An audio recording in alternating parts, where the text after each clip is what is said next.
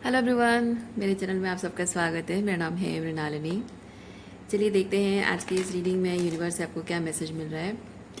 ये रीडिंग आपके लिए गाइडेंस, क्लैरिटी या कंफर्मेशन हो सकता है, तो आपको जैसा रेजोनेट करता है वैसा लीजिए और जितना रेजोनेट करता है उतना ही लीजिए, बाकी सब दूसरों के लिए जाने दीजिए।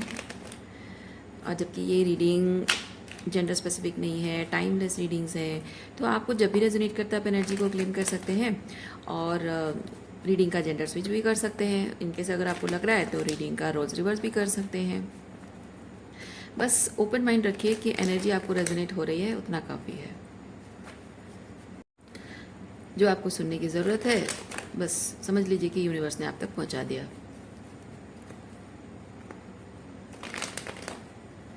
Okay, gratitude, unconditional love and surrender के साथ शुरुआत करते हैं आपकी रीडिंग। देखते हैं आपके लिए क्या मैसेज है।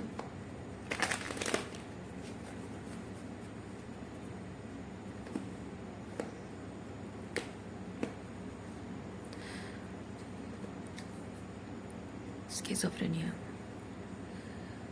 दो डिसीजंस के बीच कंफ्यूजन में है आप। चॉइसेस भी नहीं, डिसीजंस। चॉइस आपके मन ने कर लिया है।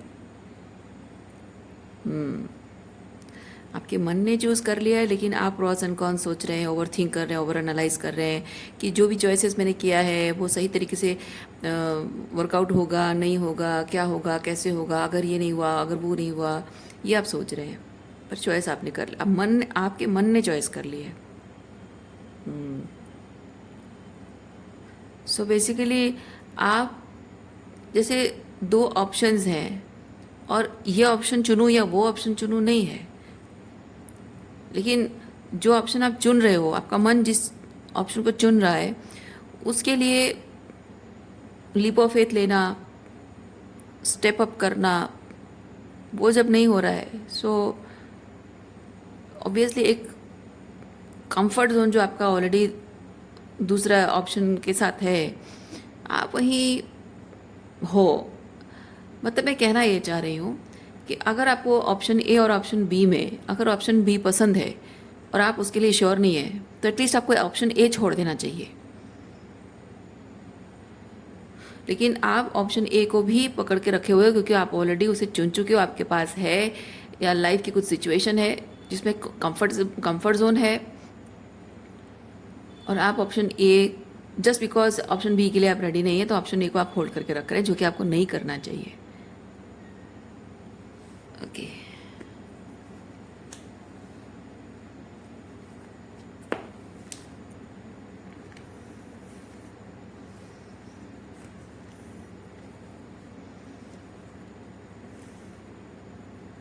देखिए मैंने कहा ना, आपका कोई कंफर्ट जोन है आपके अतीत के साथ, इसलिए अतीत को आप अभी भी होल्ड करके रख रहे हो, उसके साथ निभा कर रहे हो।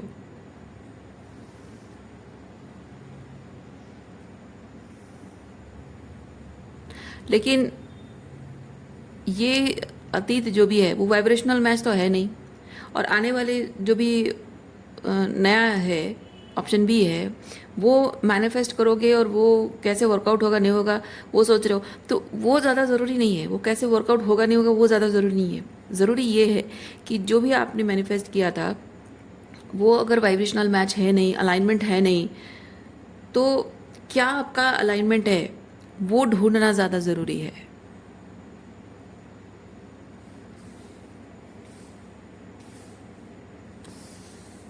क्योंकि आपके लिए सही मायने में अलाइनमेंट क्या है जब आप उसे ढूंढ लेते हो, तो आप अपने जीवन का एक मेजर सेट करते हो, एक स्टैंडर्ड सेट करते हो, और उस स्टैंडर्ड के हिसाब से आप अपने जीवन के निर्णय लेते हो, चॉइसेस करते हो।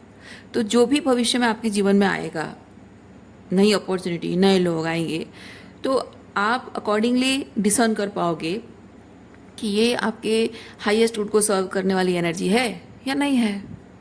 लेकिन अगर आप श्योर नहीं हो कि आपको ट्रूली क्या चाहिए, तो आप एक ऑप्शन से दूसरे ऑप्शन में जाओगे, फिर वहाँ पे आप टटोलने की कोशिश करोगे, वहाँ पे आपको शायद, जबकि आपको नहीं पता है कि आपको ट्रूली चाहिए क्या, तो वहाँ पे फिर कुछ और चीज़ें होंगी, यहाँ कुछ अलग टॉक्सिसिटी, वहाँ पे कुछ अलग टॉक्सिसिटी, फिर तीसरे ऑप्शन में जाओगे फिर वहाँ कुछ अलग टॉक्सिसिटी, पर ये चलता रहेगा।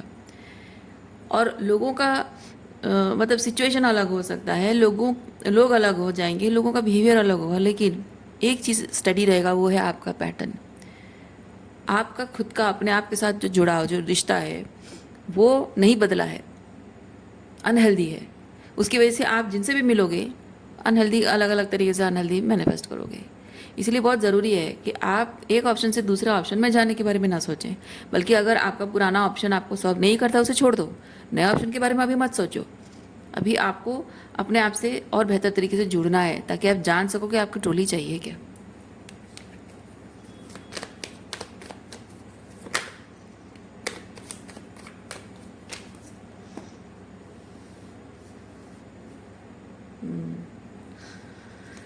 वही चीज़ हो रहा है।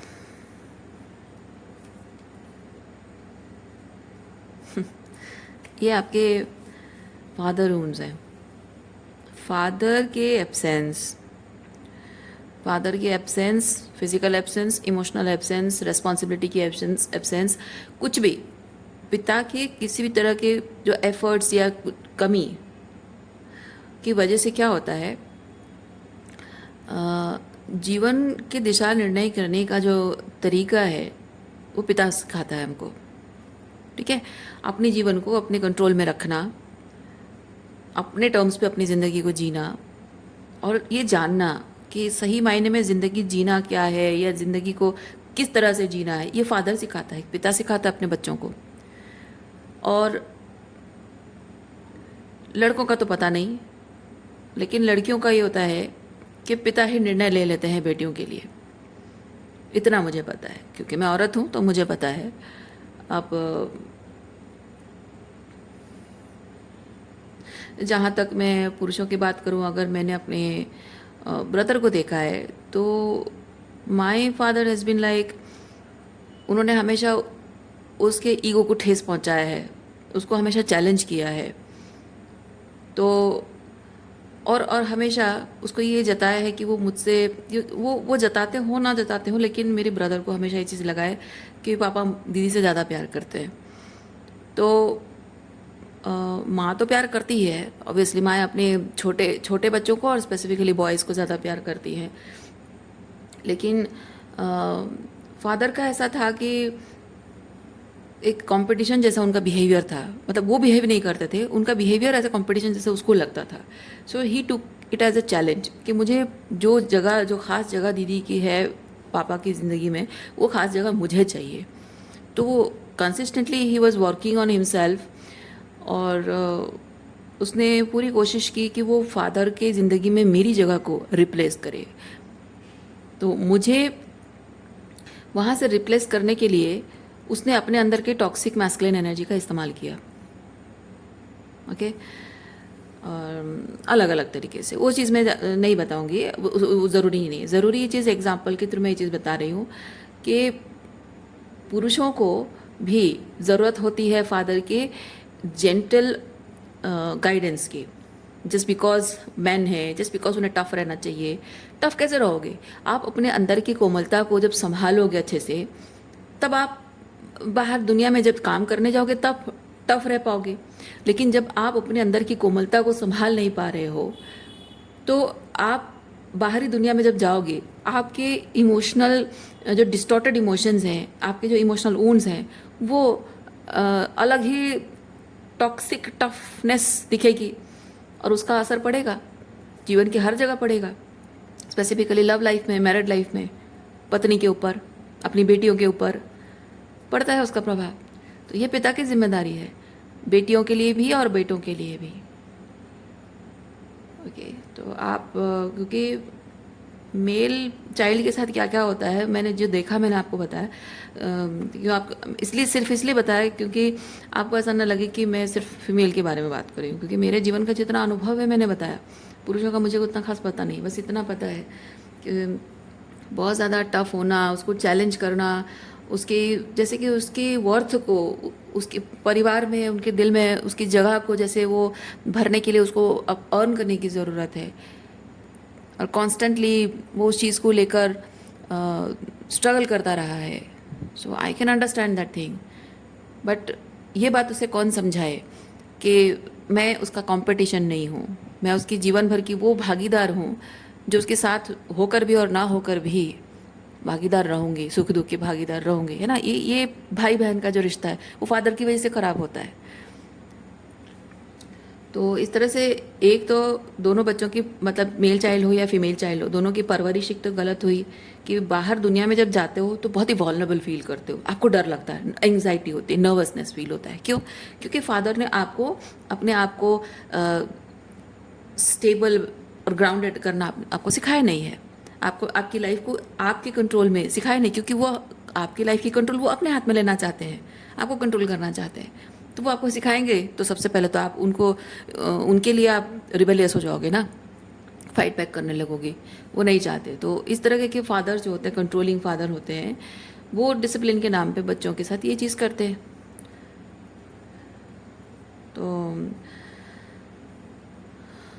उसकी वजह से आप जब बाहर दुनिया में जाते हो, चाहे आपकी नौकरी हो, पढ़ाई करने जाते हो, या फिर दोस्तों के साथ आपका रिश्ता है, लव लाइफ में भी, मैरिड लाइफ में भी, और स्पेसिफिकली लड़कों का मैंने ऑब्ज़र्व किया है कि अपने जो वाइफ होती है उसके फ्रेंड्स और उसके फैमिली मेम्बर, मतलब लड़का अपने ससुराल वालों से अच्छे से निभा नहीं पाता है, उनसे एक्सपेक्ट करता है कि वो बहुत सम्मान दें, बहुत एकदम सराखों पर बिठा के रखें, लेकिन वो उनके साथ बेटे जैसा व्यवहार नहीं करता है, मालिक और नौकर जैसा बिहेव करता है।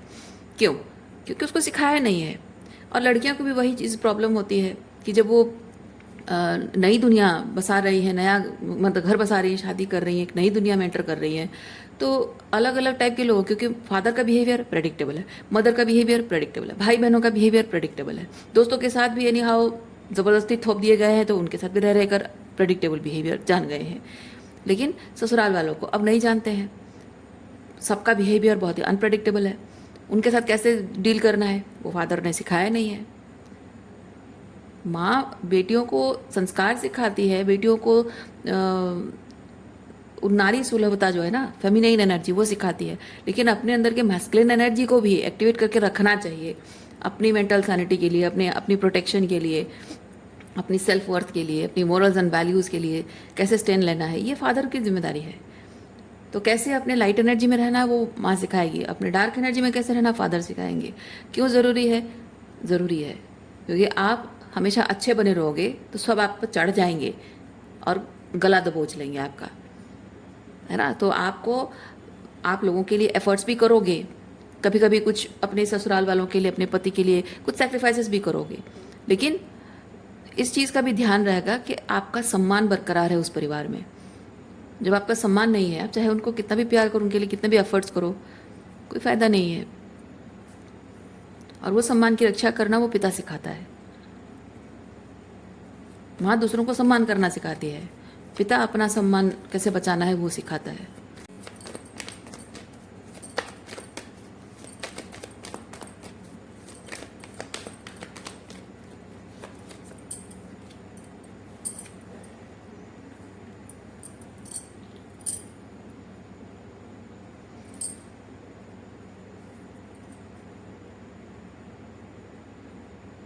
जो भी आपके हाईएस्ट गुड के साथ अलाइन नहीं है ना, उन सब चीज़ों को आपको ड्रॉप करना होगा, क्योंकि इस तरह के जो टॉक्सिक फादर ऊंस होते हैं ना, तो उन बच्चों को अपने जीवन में जो कुछ भी पेट्रियार्की का जो रूल सेट है सोसाइटी में, वो सब कुछ छोड़ना पड़ता है, वो सब कुछ तोड़ना पड़ता है। वो सारे नियम जो किसी के हाईएस्ट गुड को सर्व नहीं करता, वो सारे नियम तोड़ने होते हैं। और ये संस्कार, रीति रिवाज, परंपराएं, रिश्तों के नाम पे जो थोपे जाते हैं ना, जो उसूल थोपे जाते हैं, जो नियम थोपे जाते हैं, जो आपके किसी काम का नहीं है, कुछ भी अच्छा सर्व नहीं करता है, सब कुछ। और क्योंकि आपके जब आपका फादर वुंड्स हैं, स्पेसिफिक गर्ल्स के बारे में अगर मैं बात करूं, तो ये होता है कि उनके जीवन में हर कोई ऐसे टॉक्सिक मैस्कुलिन एनर्जी में होता है। फादर के बाद ब्रदर, और फिर अगर आप लव लाइफ है आपकी, आपका बॉयफ्रेंड, या फिर शादी हो गई है तो आपका हस्बैंड, आपके ससुराल वाले भी वैसे होंगे, इवन आपके अगर मेल फ्रेंड है ना, तो मैं गारंटी के साथ कह सकती हूँ आपके मेल फ्रेंड्स भी ऐसे ही होंगे, आपके फादर की तरह होंगे।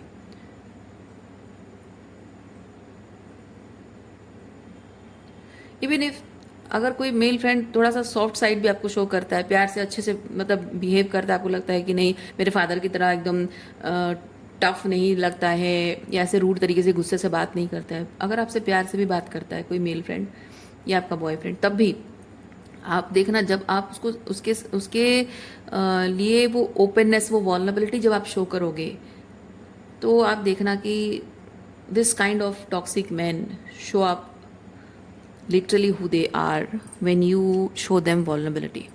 जब तक आप थोड़ी सी फॉर्मल रिलेशनशिप में हो, फॉर्मल दोस्ती है, तब तक वो बहुत जेंटल बिहेव करेंगे।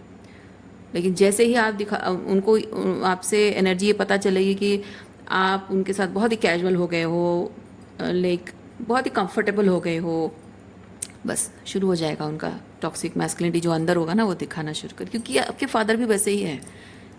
ये टॉक्सिक मैस्कुलिन एनर्जी होता ही ऐसा है।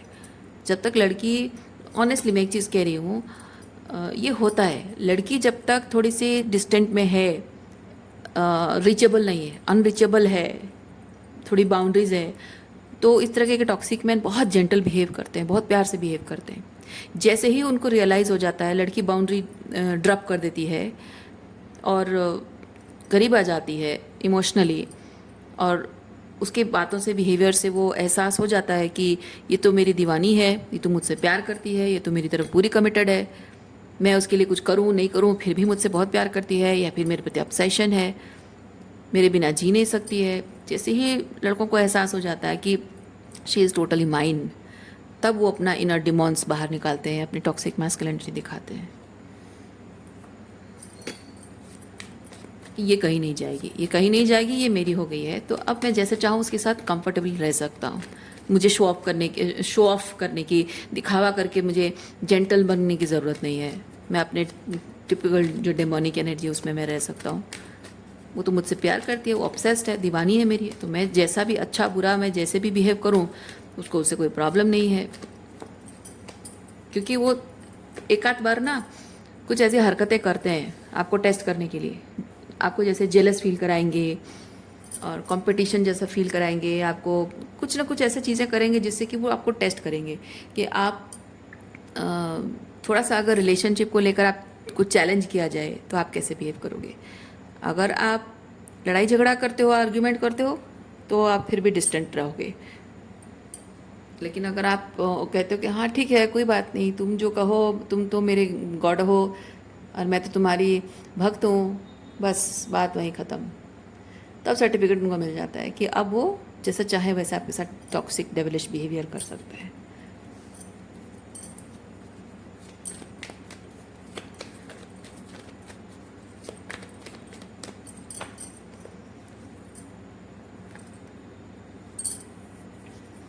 आपको अगर सही मायने में जानना है कि ये पर्सन कैसा है, ट्राई टू से नो टू समथिंग जो आपको अच्छा नहीं लग रहा है, ठीक है। उसको खोने से डरिएगा मत। मैं गारंटी के साथ आपको कह सकती हूँ कि आप अगर कोई टेस्ट करते हो उसको, कि आपको कोई चीज़ अच्छा नहीं लग रहा है, आप उसको ना बोलोगे, आपको डरने की बिल्कुल ज़रूरत नहीं है कि वो आपको छोड़ देगा। वो छोड़ेगा नहीं, क्योंकि आप उसके लिए एक सोर्स हैं, source of energy, source of healing, source of validation है आप। और वो तो इनफैक्ट आप अगर डिस्टेंट हो जाओगे, वो आपके पीछे पीछे भागेगा आपको मनाने के लिए, मैनिपुलेट करने के लिए, ब्रेड क्रम करेगा, लव बॉम्बिंग करेगा, ताकि आप उसे छोड़कर ना जाओ, क्योंकि सोर्स ऑफ वैलिडेशन हो ना आप, तो वो आपको छोड़ेगा नहीं। तो एक बार आप टेस्ट करके देखो, अगर वो कोई भी चीज़ कर रहा है और आपको नहीं पसंद है, आप मना करके देखो, आप देखो उसका असली चेहरा बाहर आएगा। लेकिन जो ट्रूली एक डिवाइन मैस्कुलिन है ना, आप उसको अगर मना कर दोगे, उसके ऑफर को रिजेक्ट कर दोगे, और मतलब not in a toxic way, gentle तरीके से, कि नहीं ये मेरे जो भी कंडीशंस है रिलेशनशिप को लेकर, उसको नहीं रेजोनेट होता है, और maybe we are not vibrational match और समथिंग, बहुत जेंटल तरीके से अगर आप बोलोगे भी, तो जो डिवाइन मैस्कुलिन है ना, वो कभी भी आपको डिसरेस्पेक्टफुल बिहेवियर नहीं करेगा, आपके साथ टॉक्सिक बिहेव नहीं करेगा। वो सिंपली समझेगा इस चीज़ को, हाँ ठीक है, ज़रूरी नहीं है कि मैं भले ही डिवाइन, मतलब नॉट लिटरल वर्ड्स, बट अगर वो समझता है कि हाँ भले ही मैं डिवाइन मैस्कुलिन हूँ, लेकिन ज़रूरी नहीं है कि हर किसी को मेरे जैसा डिवाइन मैस्कुलिन चाहिए। हो सकता है किसी और को कोई दूसरा डिवाइन मैस्कुलिन चाहिए, हो सकता है किसी को टॉक्सिक मैस्कुलिन चाहिए। So it's okay. कोई लड़की अगर मुझे नहीं चुन रही है, उसको नहीं पसंद है, ठीक है, मैं उसके कैटेगरी का नहीं हूँ, मैं अपनी कैटेगरी का ढूंढ लूँगा किसी को, तो पीसफुली वहाँ पे क्लोजर हो जाता है। लेकिन अगर टॉक्सिक मैस्कुलिन से डील कर रहे हो, सवाल ही नहीं उठता, वो आपको क्लोजर करने ही नहीं देंगे। वो हमेशा, वो अगर आपसे डिस्टेंट हो जाएंगे, दूर चले जाएंगे ना, फिर भी वो दरवाजे खुले रखेंगे, रास्ते ओपन रखेंगे। कभी भी जब भी उनका मौका मिले, जब भी उनकी ज़रूरत हो, वो आपके पास वापस आ सके। जो ट्रूली डिवाइन मैस्कुलिन है ना, वो रास्ता, उसे अगर समझ में आ रहा है कि आप उसके साथ डिसरेस्पेक्टफुल बिहेव कर रहे हो, वो खुद रास्ता, मतलब रिश्ता तोड़ देगा। और अगर उसकी कोई बात और बिहेवियर आपको नहीं पसंद आ रही है, वो अकाउंटेबिलिटी लेगा। अगर आप फिर भी रिलेशनशिप नहीं चाहते हो, वो ग्रेसफुली जाने देगा। ठीक है, वो डिफरेंस होता है। और आपके फादर ने भी ऐसे किया होगा, वो आपके साथ टॉक्सिक बिहेव करते होंगे, उनको मनी मन पता होगा कि वो आपके साथ गलत कर रहे हैं, गलत बिहेव कर रहे हैं, और जब आप उनसे रूठ जाते होगे, बात नहीं करते होगे, तो वो खुद ही ऐसे सीन क्रिएट करते होंगे, सिचुएशन क्रिएट करते होंगे, जैसे कि वो जताते होंगे कि माफ़ी आपको आकर उनका मांगनी है, आपको जाकर उनको मनाना है, आपको जाकर उनके और आपके बीच में पीस क्रिएट करना है। जैसे कि वो लड़ाई झगड़ा के बाद एक ऑकवर्ड साइलेंस होता है, वो ऑकवर्ड साइलेंस आपको जाकर दूर करना है। क्यों? Just because he is the father, just because he is the man of the house. तो ये आपके फादर ने किया होगा, तो आपका पार्टनर भी करता होगा आपके साथ।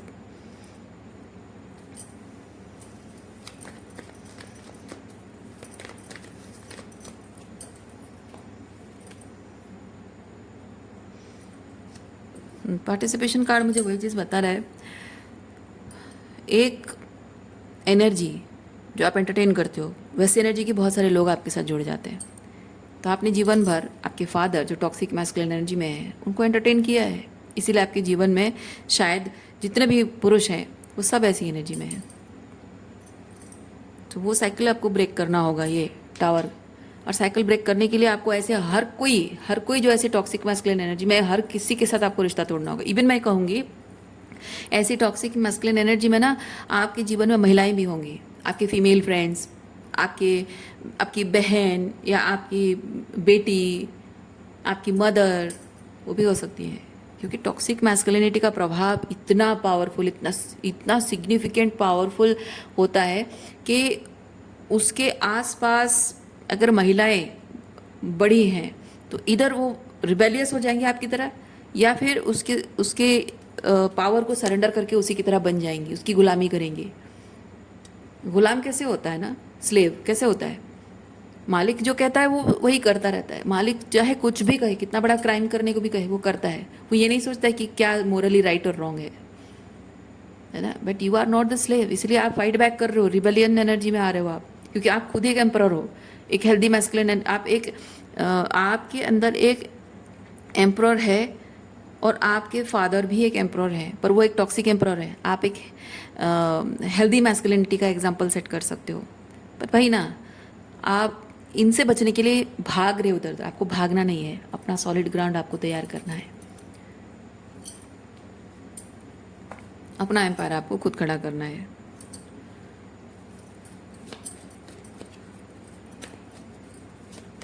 आपके घर परिवार में जो भी महिलाएं इनके टॉक्सिसिटी के अंडर हैं, सरेंडर कर चुकी हैं, वो लोग भी आपके साथ वैसे बिहेव करेंगे, क्योंकि ये जो चाहते हैं वो चीज़ हो, और वो होगा तभी जाकर घर में शांति बनी रहेगी और सब कुछ अच्छा होता रहेगा, उनका भी भला होता रहेगा। तो वो भी आपको कहिए कि as a mother, as an elder sister और यंगर सिस्टर जो भी है, तो वो भी आपको बोलेंगे कि नहीं, तुम पापा की बात मानो, पापा जो कहते हैं वो करो, पापा जैसे चाहते हैं वैसे होगा। या फिर अगर आपके हस्बैंड है, मैरिड हो, तो भी आपके इवन आपकी मदर भी बोलती होंगी, तुम्हारा पति जो चाहता है वो करो, पति की बात मानो, हम कुछ नहीं कर सकते, पति ही तुम्हारा सब कुछ है। आपकी मदर इन लॉ भी कहती होंगी। वो चीज़ होता है, महिलाएं भी शामिल हो जाती हैं, कुछ महिलाएं फाइट बैक करती हैं, कुछ महिलाएं शामिल हो जाती हैं, सरेंडर कर देती हैं। तो आपके अराउंड ऐसे जो भी लोग हैं ना, मैं क्यों कह रही हूँ, क्योंकि ये टावर कार्ड मुझे ये चीज़ बता रहा है, अगर आप अपना भला चाहते हो, अपने सोल का, मतलब आपके ये इस टॉक्सिसिटी से लिबरेशन अगर आप चाहते हो तो आपको उन सारे रिलेशनशिप को ड्रॉप करना होगा जो इस तरह की टॉक्सिक मैस्कुलिन एनर्जी में है या इस टॉक्सिक मैस्कुलिन एनर्जी को सपोर्ट करते हैं। और इस पूरे प्रोसेस में होता यह है कि आप अकेले पड़ जाओगे, क्योंकि आपके पूरे फैमिली डायनामिक ऐसा है ना, पूरी फैमिली डायनामिक ऐसा है।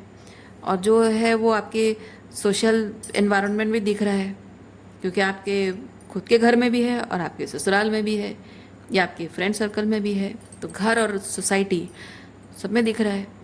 तो जाहिर सी बात है अकेले भी पड़ जाओगे, लेकिन अकेले होना आपकी पावरलेसनेस नहीं बताता है, अकेले होना आपकी पावर को बताता है। क्योंकि आप अकेले हो तो इनको यही चीज़ दिखाई है कि हाँ तुम अकेली पड़ गई हो, देखो ये सब लोग मेरे साथ हैं, तुम अकेली पड़ गई हो, क्या कर लोगी तुम।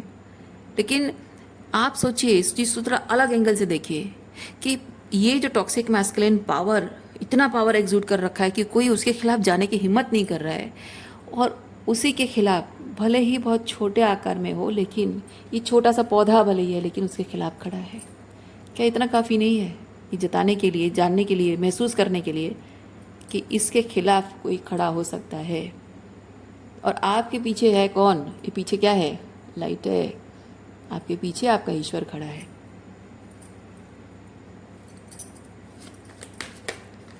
इसकी पावर, इसका अहंकार है, आपकी पावर आपका डिटर्मिनेशन है। क्योंकि जो होगा आपको बस डिटरमाइन होकर हिम्मत करके आपको खड़े रहना है अपने उसूलों के साथ और इसके खिलाफ, और जो भी करना है वो ईश्वर करेगा अपने तरीके से। आपको बस ईश्वर की इच्छा को सरेंडर करना है, और जो ईश्वर आपको करने को कह रहा है वो करना है। और ईश्वर आपको कह रहा है खुद एम्प्रॉर बनो, हेल्दी मैस्कुलिन एनर्जी एम्बॉडी करो, और अपनी सॉलिड फाउंडेशन, अपनी सॉलिड ग्राउंड खुद तैयार करो। इससे भागने से कुछ नहीं होगा, बस वही करने को कहा जा रहा है। ईश्वर आपको वही कह रहा है, यूनिवर्स आपको वही कह रहा है, बस वही करिए आप। और बाकी जो होना होगा वो उसको सरेंडर कर दीजिए।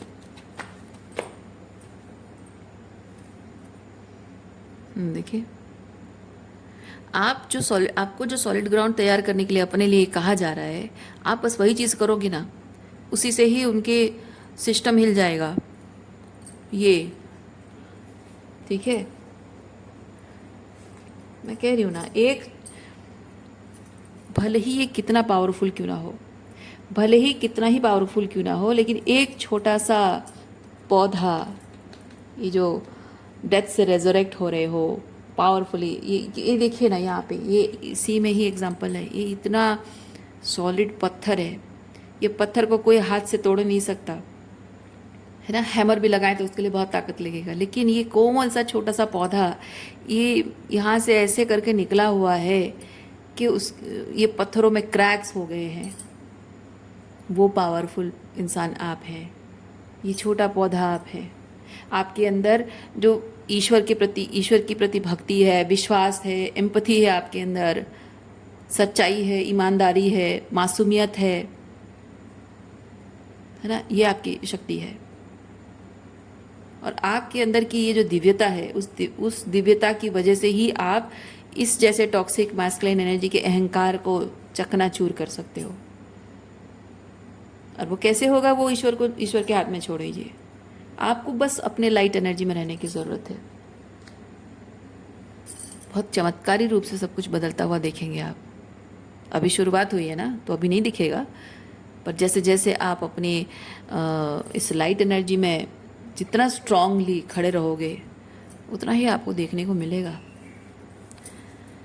बचकर कोई नहीं जा सकता, किसी भी चीज़ से कोई बचकर जा नहीं सकता। कोई इतना पावरफुल है नहीं कि कोई कुछ भी कह दे और कर दे और निकल जाए और उसको उसकी किए की सज़ा ना मिले। ऊपर वाला सबको अपने तरीके से न्याय करता है, सबको अपने तरीके से लेसन सिखाता है। और मैं एक चीज़ कहूँगी, किसको किस चीज़ से लेसन मिलेगा ये आपको नहीं पता है, क्योंकि जिस इंसान की जो कमज़ोर कड़ी होती है ना, उसी को इस्तेमाल करता है भगवान और उसको सज़ा देता है। तो इसीलिए किसको किसकी गलती का एहसास होगा नहीं होगा, किसे सज़ा मिलेगी नहीं मिलेगी, ये सोचना आपका काम नहीं है। वो गलत प्रूव होगा, ये सोचना आपका काम नहीं है। वो पावरलेस महसूस करेगा, ये सोचना आपका काम नहीं है। आपका काम सिर्फ इतना है, आप खुद को एम्पावर करो। आपकी जो सॉलिड फाउंडेशन तैयार करना है ना, वो ईश्वर बताएगा आपको कि क्या करना है और कैसे करना है। और आपके साथ हमेशा ढाल बनकर खड़ा रहेगा वो ईश्वर। आपको बस अपने पर्पस पर ध्यान देना है, और बाकी सब ईश्वर संभाल लेगा, क्योंकि वो ऊपर वाला ही जानता है कि किसकी क्या कमज़ोर कड़ी है और किसके नाक में कैसे नकेल डालना है, वो जानता है। सो मैं रीडिंग यहीं पे रखती हूँ। उम्मीद करती हूँ इस रीडिंग से आपको कुछ क्लैरिटी मिली हो। मैं आपको नेक्स्ट रीडिंग में मिलती हूँ। अपना ख्याल रखिए, खुश रहिए, बाय।